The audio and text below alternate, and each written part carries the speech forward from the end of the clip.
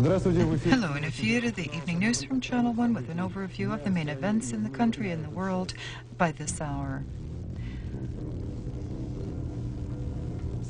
The Federative Council of Russia adopted today a plan on legislative initiatives for 1994. The first documents will be the law project on the free economic zones, Russian peacekeeping forces, and the status of the subjects of the Federation.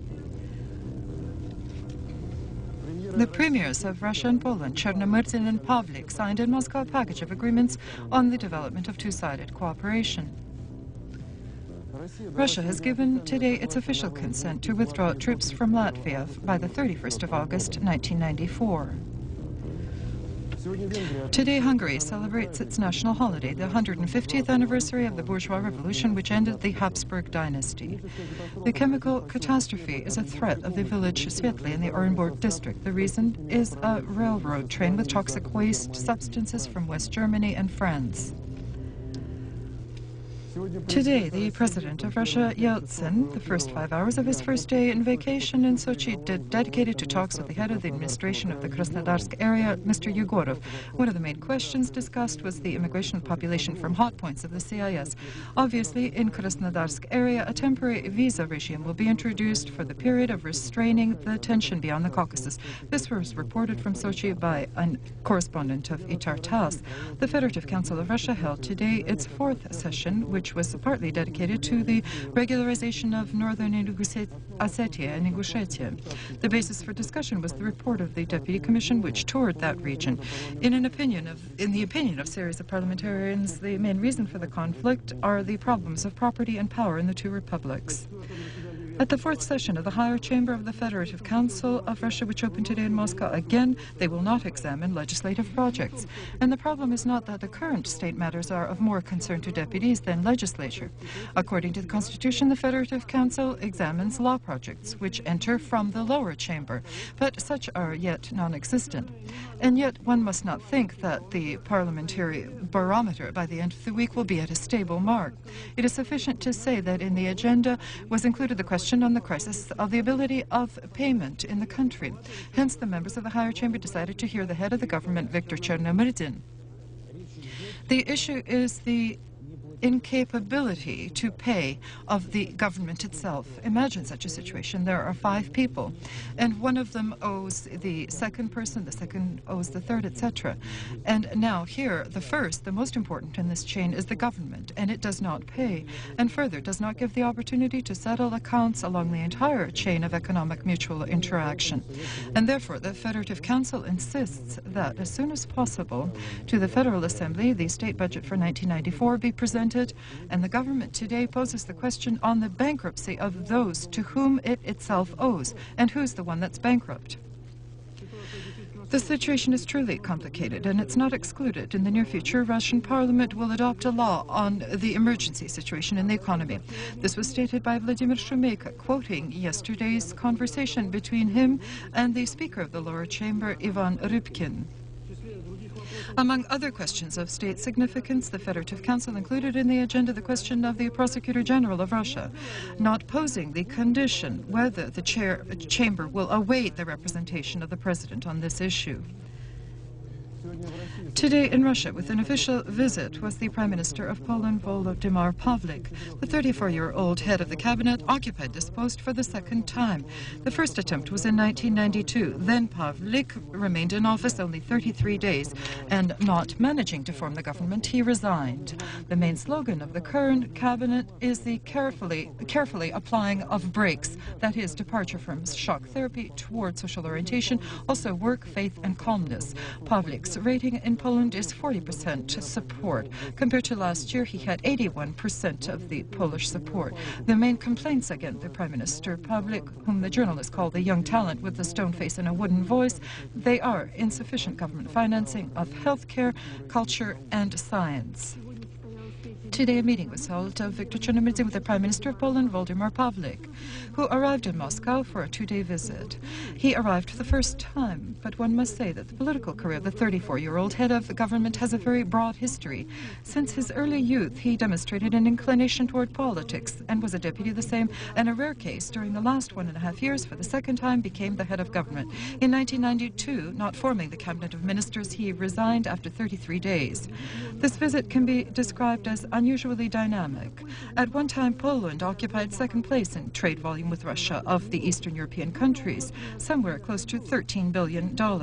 Now, trade does not reach $3 billion. It seems that both countries have finally recognized that it is necessary to enliven the two-sided cooperation. Therefore, together with Waldemar Pawlik, to Moscow arrived 6 ministers who simultaneously discussed concrete programs in Russian ministries. Viktor Chernomyrdin and Waldemar Pawlik signed intergovernmental agreements on the principles of employment of Russian citizens in Poland and Poles in Russia, which guarantees equal condition for work on the territories of both countries. And they also signed two-sided documents on cooperation in the area of nuclear safety, radiation protection, and anti-monopolistic activities. The premiers agreed as soon as possible to prepare an agreement on trade economic cooperation and to sign it no later than May. Today notes the International Day of Consumers. 33 years ago, on the 15th of March, the President of the United States, John Kennedy, proposed to Congress to supplement the list of human rights with 4 statutes: consumer protection rights, the right to selection and substitution of goods, and the right to be heard. The initiative was ratified by the United Nations, and for more than 30 years, right advocates of various countries are fighting for its incarnation. Recently, they were joined by Russian consumer advocates who submitted a slogan: basic services and basic rights. Today, with the abundance of foods and goods, which are so plenty recently, one doesn't want to think about problems. But 1/3 of companies of the food industry is in private hands, and the employees of the sanitary epidemic control admit that they can't inspect everything. So what do we eat, drink, and buy after all?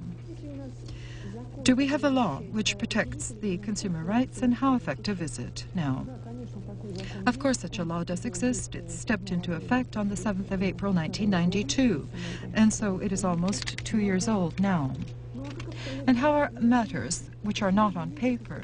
Today, with specialists of the Anti-Monopolistic Committee, we spent the day selecting food goods.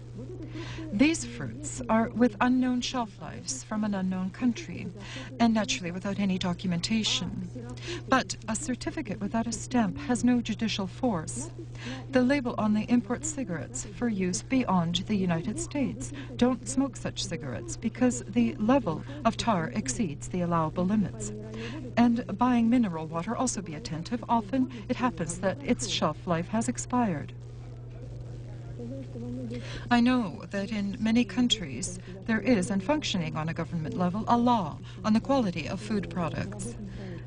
Such a law project has been developed.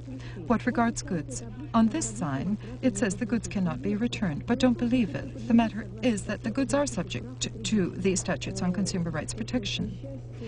In a sad case, when a person buys a low-quality item and decides to appeal to you, he can at 11 Sadovaya Kudryntsa, Moscow. We're all consumers and we all have our rights, and we don't have to be afraid to insist on them. The diplomat of the International Conference of the Associations of Consumers was recognized as the newspaper Izvestia for its contribution in the enlightenment of consumers and defense of their rights. We're unconditionally happy for our colleagues, but remind you that in line, as of tomorrow, another violation of your consumer rights will occur. For debts, the Ministry of Communications will disconnect the company Ostankino's all broadcasting stations. That means in a few there will be not a single report except for the Moscow reports, and you'll find out about the news in the country only through Western television and radio agencies. Will you, television viewers, see tomorrow in full scale the diversity, the picture of all the events in the country and the world? This significant question today concerns many professionals of television. The problem is that the auctioneer society, Rostelecom, which manages all broadcasts of information told the TV, radio, and television radio companies that as of tomorrow, not reducing planned broadcasting, it will approach work strictly according by regulation. In television, they feel this is a boycott of all unplanned roles and broadcasts, which we so often air. The plans, according to the telecommunications workers, are reports of social significance, political events dealing with the government, Federal Assembly, and the president. As Rostelecom explained, this is a forced measure because the department of the state television radio company is 20 billion rubles, and one must pay employees, repair equipment, and pay energy sectors. For the third month, according to Rostelecom, not with one television, a radio company, were they successful in signing a contract. And the mutual relations are based on the requests and promises of the Prime Minister and Ministry of Communications. But the market economy does not understand these words. The law is definite. You receive goods and services, you must pay. According to calculations of specialists in the communications industry, in one day on any channel of television, there is 100 minutes of advertising at a minimum price of 300,000 rubles per day. That is $500 million, and that would mean it would be sufficient to pay for the debts. However, in practice, the government is incapable of paying for its own state television. And so in this conflict between state television radio companies and the auctioneers companies Rostelecom, the authorities have the last word as always.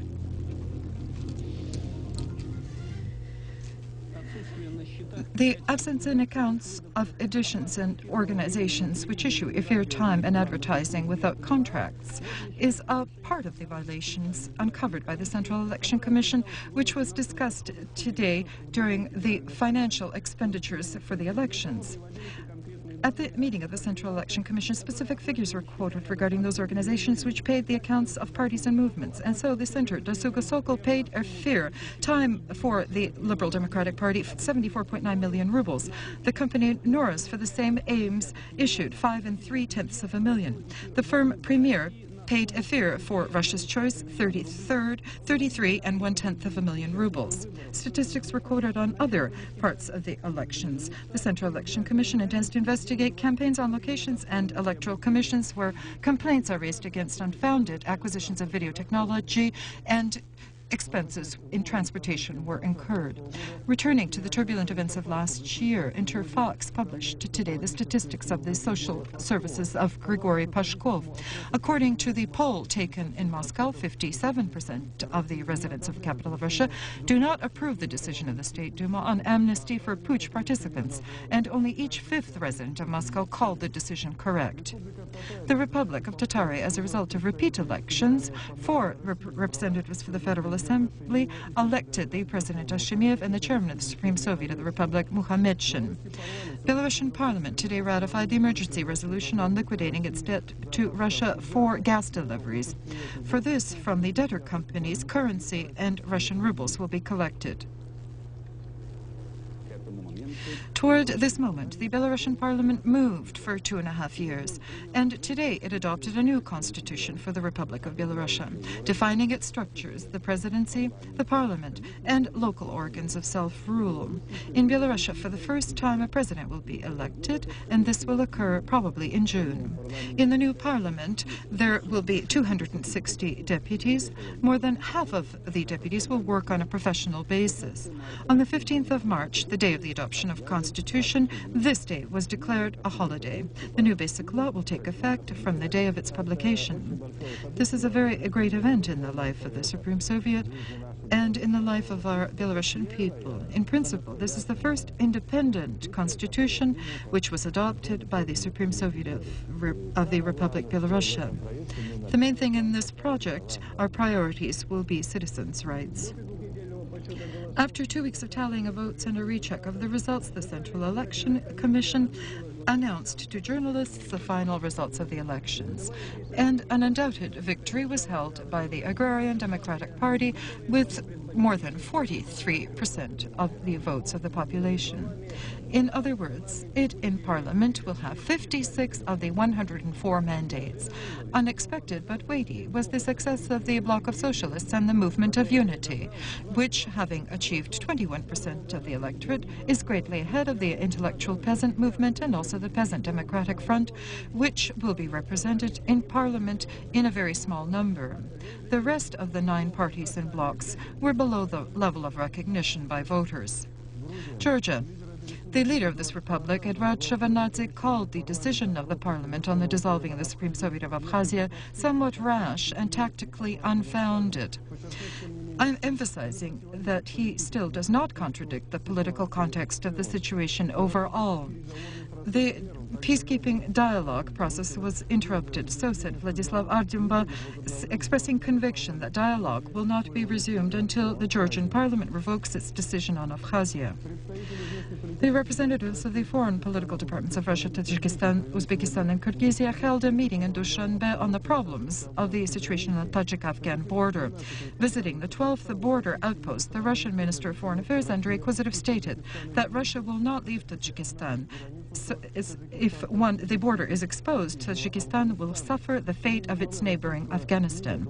In the opinion of the Russian Minister of Foreign Affairs, the main aim is to conduct an inter-Tajikistani dialogue, which is complicated by multi-ethnicity of the opposing forces. The chairman of the Supreme Soviet of Tajikistan, Emomali Rakhmonov, told Pravda that he was ready to conduct in Moscow political dialogue with the representatives of the opposition under the auspices of the UN. The Tajikistani leader said the main aspect is to define the potential participants of the dialogue, as he would not like to sit at the table with people who are wanted for criminal acts against his own people. The Minister of Foreign Affairs of Lithuania, Pavelis Gilas, officially stated today that the president and the government of the country recognize the sovereignty of Russia over the Kaliningrad district and have no intention to support certain chauvinistically oriented politicians. Today, the heads of the state delegations at the Russian-Latvian talks, Sergei Zotov and Marty Shvirsis, drafted an agreement on terms and deadlines for the withdrawal of Russian troops from Latvian territory and the social security for military personnel of the Russian army, military pensioners and members of their families, and an agreement on the temporary functioning of the Skrumsk radio locator. Therefore, the two-year-long two-sided dialogue stepped into their final stage, and the delegations were able to agree upon the basic question, the time limits for the withdrawal of troops. 10,000 Russian military servicemen will be withdrawn from Latvia by the 31st of August of this year. And yet unresolved is the problem of the rental payment for the use of the Skrunda radio locator. The Russian proposal of $2 million was not satisfactory for the Latvian side. However, these disagreements in the opinions of the heads of the delegations must not interfere with the final signing of the drafted agreements. The documents can be signed during the meeting of the presidents of Russia and Latvia, which, as the head of the Russian delegation feels, are possible in April. Only 2 years ago were the borders of our homeland defined, and one of the 9 customs stations is located several kilometers from Petalova. Here, recently, they confiscated expensive furs, artistic treasures, and coins. And this automobile with an Estonian tag, randomly stopped by the employees of the internal affairs organs, apparently was without documentation.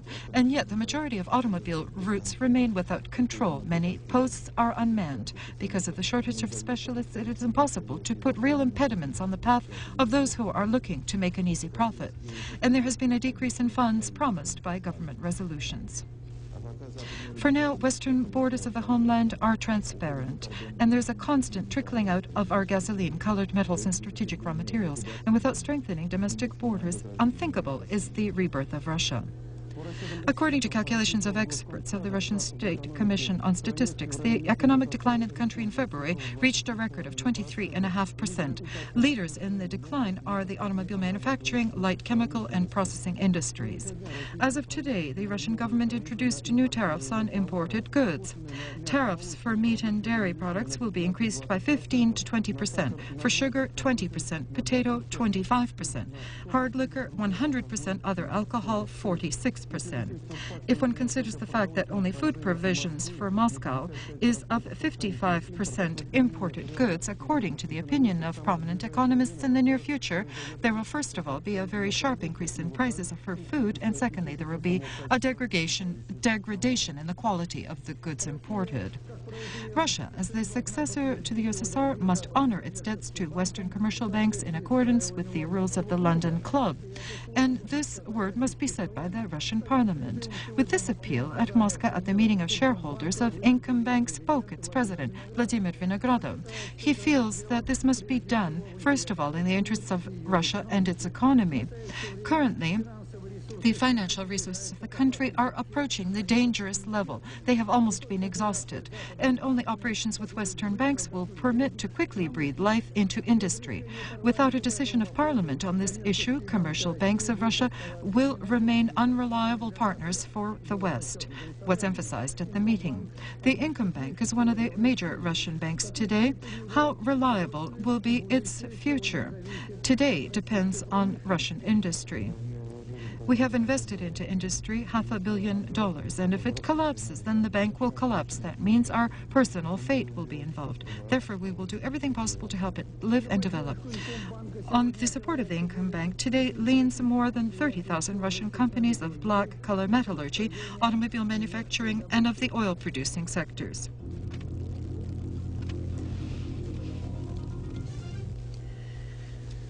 The Secretary General of the League of Arab Nations called 20 member countries of this organization to create an inter-Arab court of justice. The main aims of the new structure should be the examination of disputes in the Arab world and the development of recommendations to prevent possible confrontations.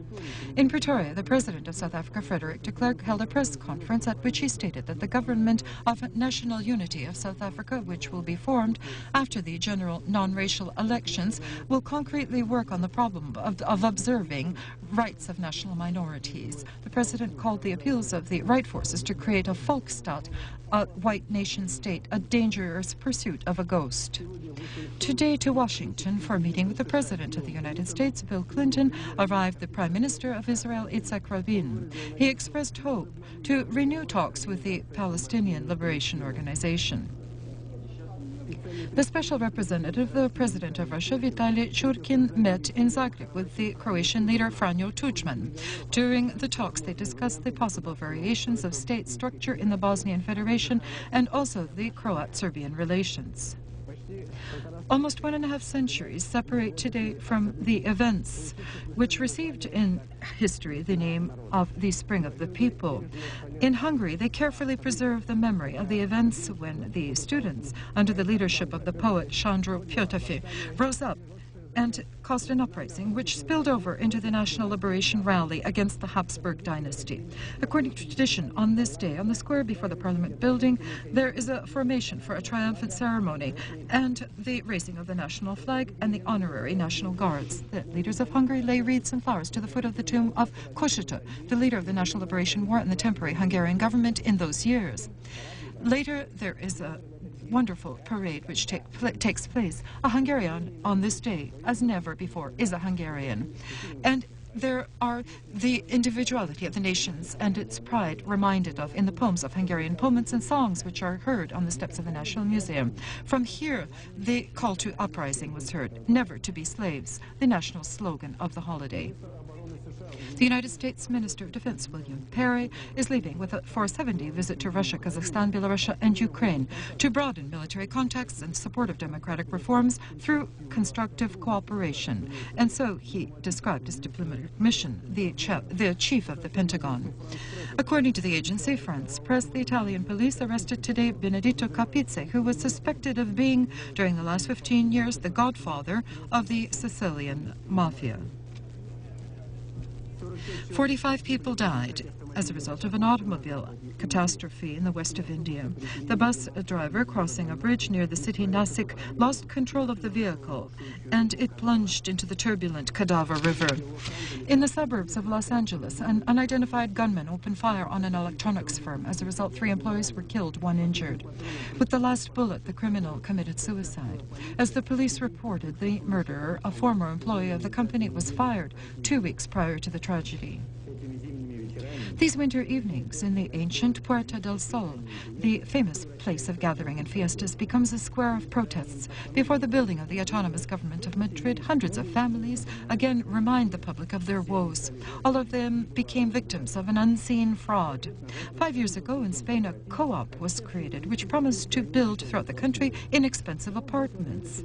And many homes are built here. You can take keys and move in immediately. But the prices. In Madrid, the cost of 1 square meter of housing approaches $2,500, and this is not affordable to everyone. And here the co-op tempts not only with accessible deposits, but short terms of construction, and with guarantees of the most influential national syndicate, the Common Union of Laborers. The Socialist Party seized the idea, extolling the cooperative in its program documents. And so many rushed to invest their money in the hope of acquiring long-awaited housing. However, as time went on, the promised buildings were not erected. Recently, the 20,000 contributors learned the devastating news. The co-op had folded and their money was launched into shady machinations and disappeared. This scandal seriously undermined the prestige of the ruling socialists. In the construction of housing for workers, the government was involved in supporting this mass fraud involuntarily. And now thousands of simple families have been abandoned to fate. The New York Times reports that the CIA has decided to postpone all secret foreign operations until the clarification of the real damage caused by the Russian spy Ames, who for more than 6 years worked for Moscow. And therefore they will examine the circumstances of the death of another American secret agent, Fred Woodruff, who was killed last summer in the suburbs of Tbilisi. It is not known whether there is a connection between Ames and Woodruff, says the American newspaper.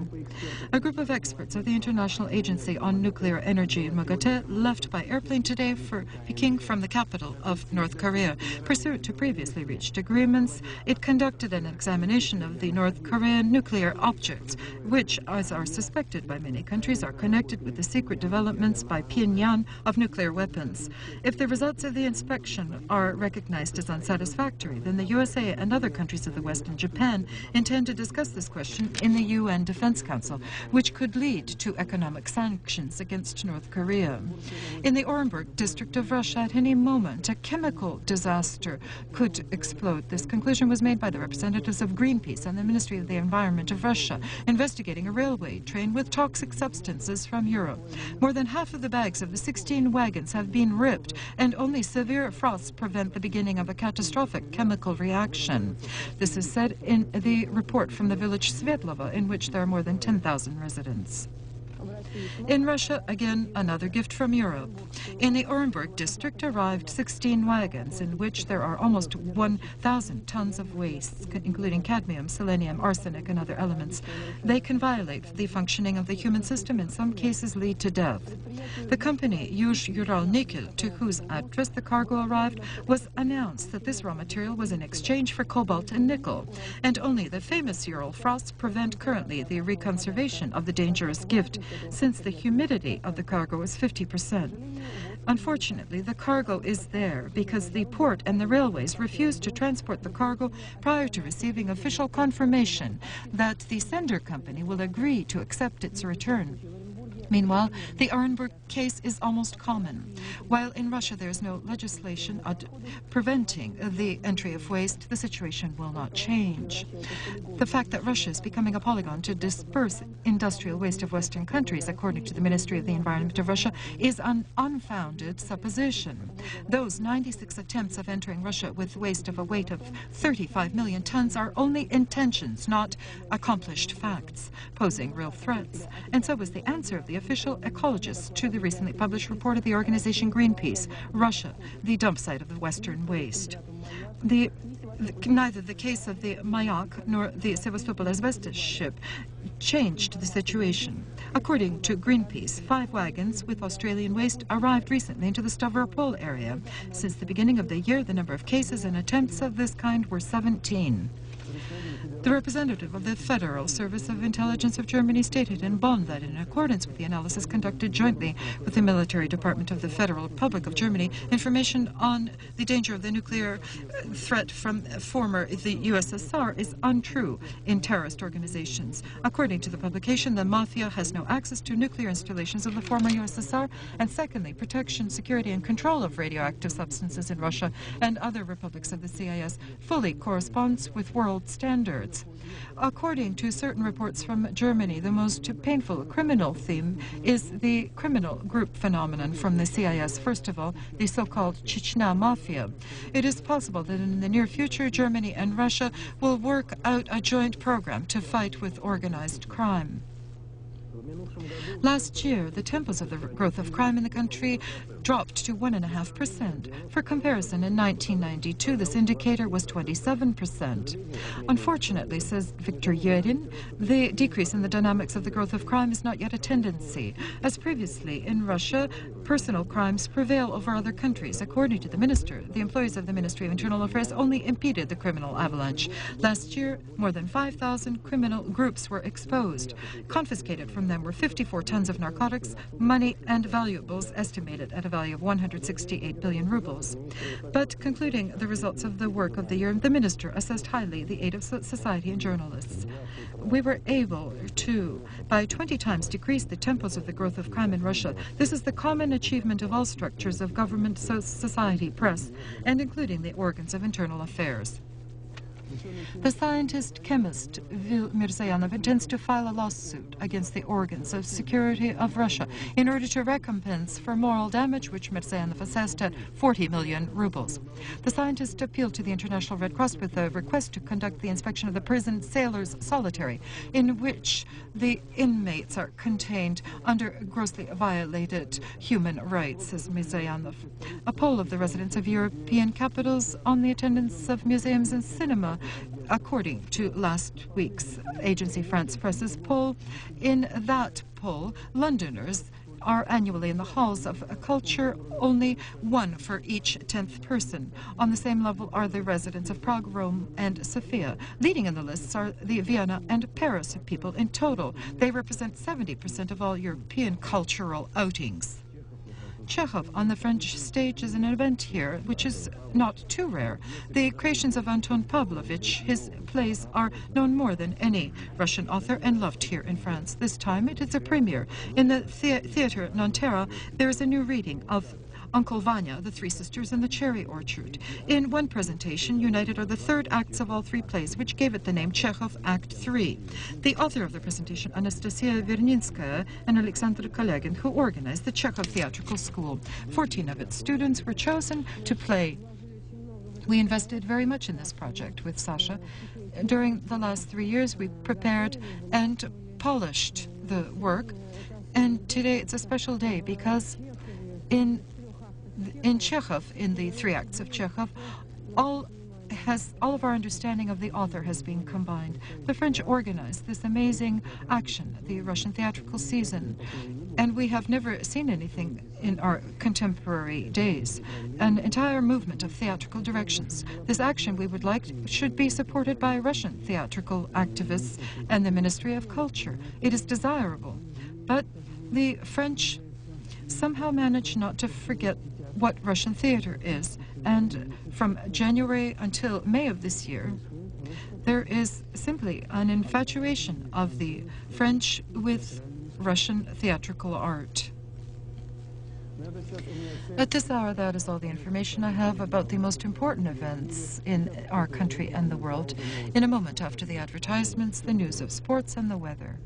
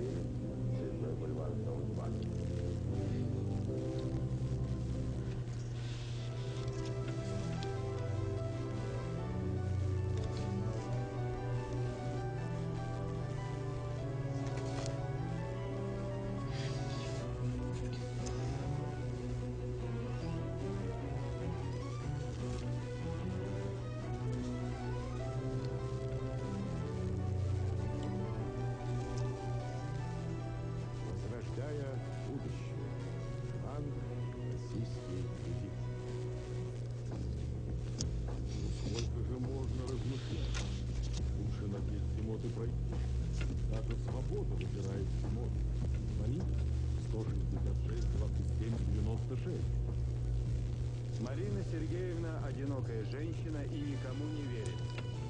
Обману. Думала она, решив во вторник приобрести акции АО МММ.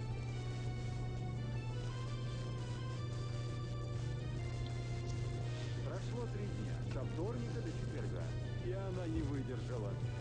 Свои 20 вернуть бы, а получила 30. Здесь Марина Сергеевна не обманывает. АО МММ.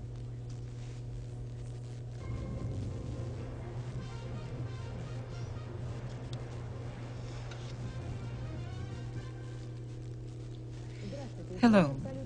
The title of the absolute champion in artistic gymnastics in Russia was won by the Muscovite Alina Zaritova. In the International Hockey League, there were the usual matches. Torpedo Nizhny Novgorod, the Wings of the Soviets, tie 2-2.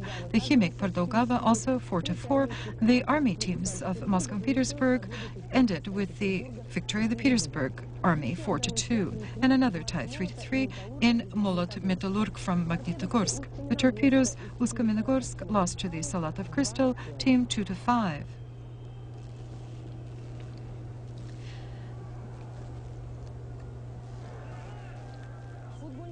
In the Russian Soccer Championship, there were also 5 matches, 1-1 for the Rotor-Ural-Mash match. The Spartaks from Vladikavkaz, who are trained by Gazaev, won against the Dynamo Gruzovik 2-1. 2 more victories for the hosts of the field. Dynamo Stavropol, Lada Taliati 1-0, and the Textile won against the Wings of the Soviets 1-0. The broadcasts of the Moscow teams Lokomotiv and Dynamo will be at 0 hours 20 minutes on Channel 1 Ostankino.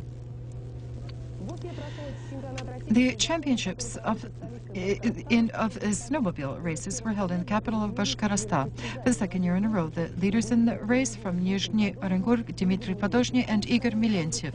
They preserved their pace right to the finish. The champion was the 19-year-old Podozhny from the club Fakil from Gazprom, and in the overall beat the Ifim automobile manufacturing plant players.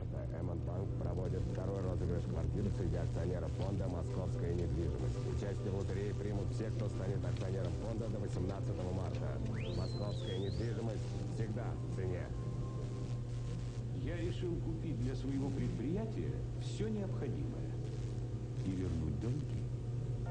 Кредитный вексель Тверь Универсалбанка предлагает решение. Я вам скажу, что когда работал с денежными кредитами, то платил 250% годовых. А с векселем только 50%. Поэтому вексель лучше делает. Тверь Универсалбанк всегда на шаг впереди. До 500% годовых в рублях, до 80% в валюте, то есть ежемесячно. Импульс Инвест. Комсомольский 42. Акции АО МММ свободно продаются и покупаются во всех пунктах распространения акций АО МММ. Дни котировок акций каждый вторник и четверг. Предполагаемый еженедельный рост стоимости акций не менее 400 рублей. В отличие от любой другой ценной бумаги, акции АО МММ абсолютно ликвидные. То есть вы можете свободно продать их в любом пункте распространения акций АО МММ, причем по цене значительно выше той, которую вы за нее платили. Никаких ограничений по срокам покупки по количеству акций не предусматривается.